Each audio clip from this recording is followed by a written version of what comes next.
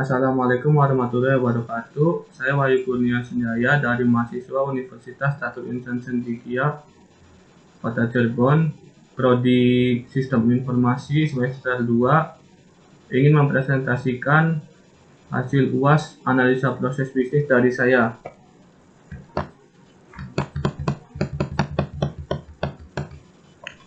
Studi kasus yang pertama adalah tentang penyewaan mobil. Berikut adalah flowchart-nya. Pertama, customer datang ke perusahaan, lalu memilih menggunakan supir atau tidak.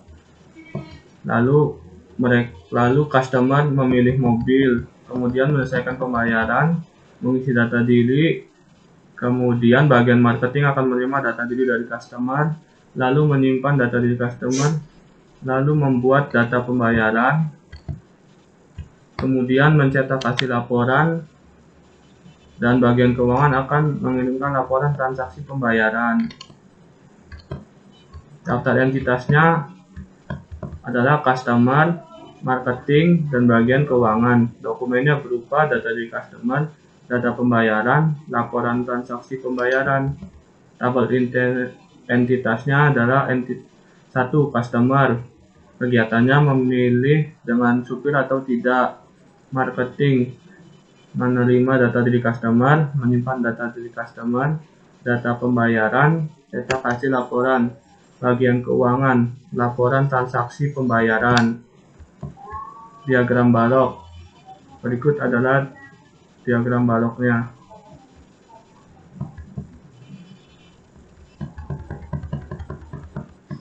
Dari data di atas bisa disimpulkan bahwa mobil yang paling banyak disewa per hari adalah Innova, disusul Honda, kemudian Toyota dan Daihatsu.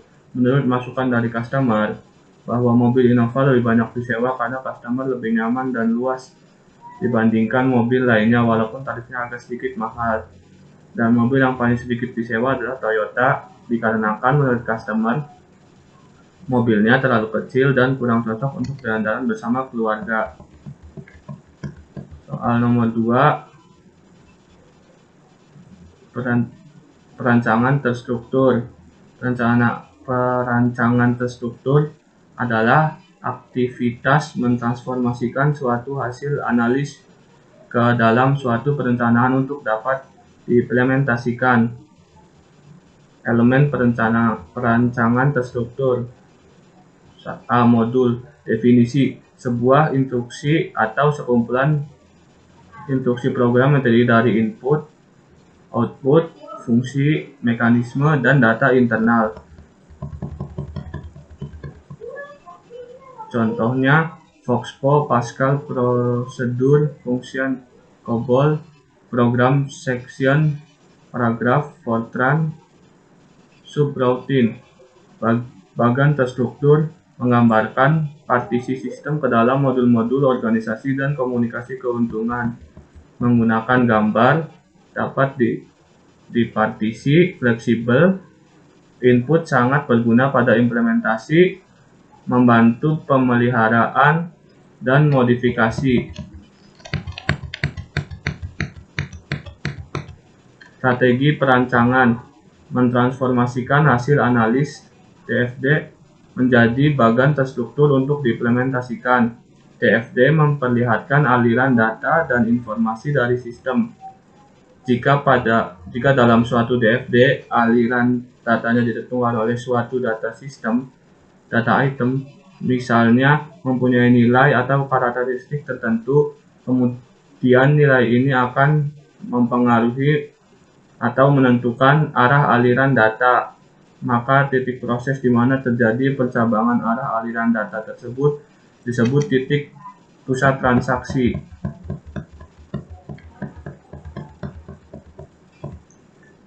Metodologi pengembangan sistem terstruktur antara lain: 1. Metodologi pemecahan fungsional.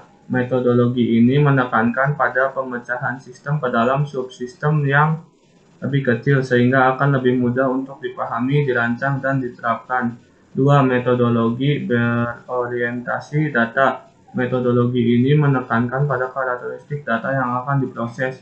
3. Perspektif Metodologi ini merupakan metodologi yang dikembangkan oleh System House dan pabrik-pabrik perangkat lunak dan tersedia secara komersial dalam paket-paket program.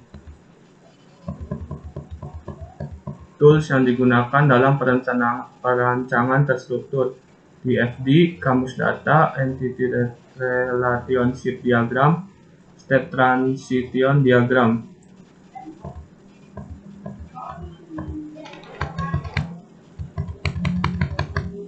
Perancangan berorientasi objek. Perancangan berorientasi objek adalah suatu teknik atau cara pendekatan baru dalam melihat permasalahan dan sistem perangkat lunak, sistem informasi, atau sistem lainnya.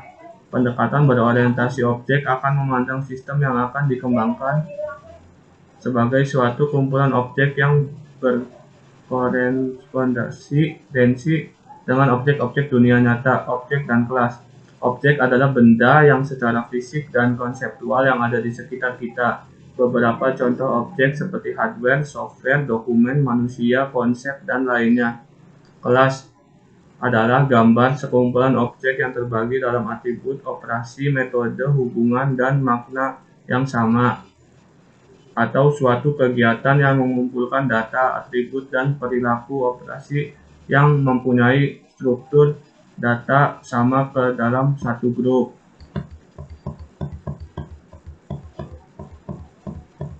Tiga, metodologi pengembangan sistem berorientasi objek mempunyai 3 karakteristik utama, yaitu encapsulation.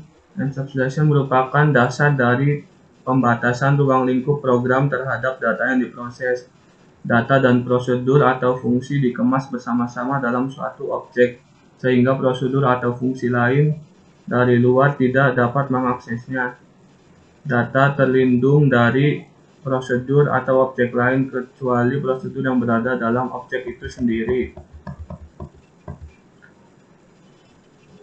Inheritance. Inheritance adalah teknik yang menyatakan bahwa anak dari objek akan mewarisi data atau atribut dan metode dari induknya langsung.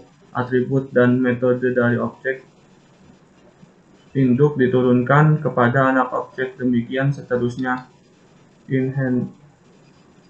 Inheritance mempunyai arti bahwa atribut dan operasi yang dimiliki bersama di antara kelas yang mempunyai hubungan secara hierarki. Inheritance menggambarkan generalisasi sebuah kelas. Polimorfisme yaitu konsep yang menyatakan bahwa sesuatu yang dapat mempunyai bentuk dan perilaku yang berbeda. Kemampuan objek-objek yang berbeda untuk melakukan metode yang pantas dalam merespon message yang sama. Seleksi dari metode yang sesuai bergantung pada kelas yang seharusnya menciptakan objek.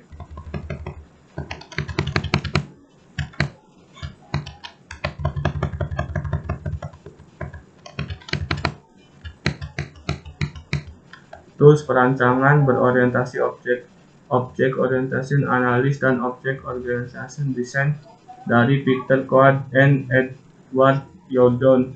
Object Modeling Technique dan James Rumbaugh, Michael Blaha, William Pahneman, Frederick Eddy, dan William Rosen. Object Orientasi Software Engineering dan Ivar Jacobson, Bosch Method dan Gary Bosch. Tritop dan Steve Cook dan John Daniels. UML dari James Rumbaugh, Gary Bosch, dan Ivan Jacobson. Demikian presentasi dari saya. Kurang lebihnya mohon dimaafkan. Wassalamualaikum warahmatullahi wabarakatuh.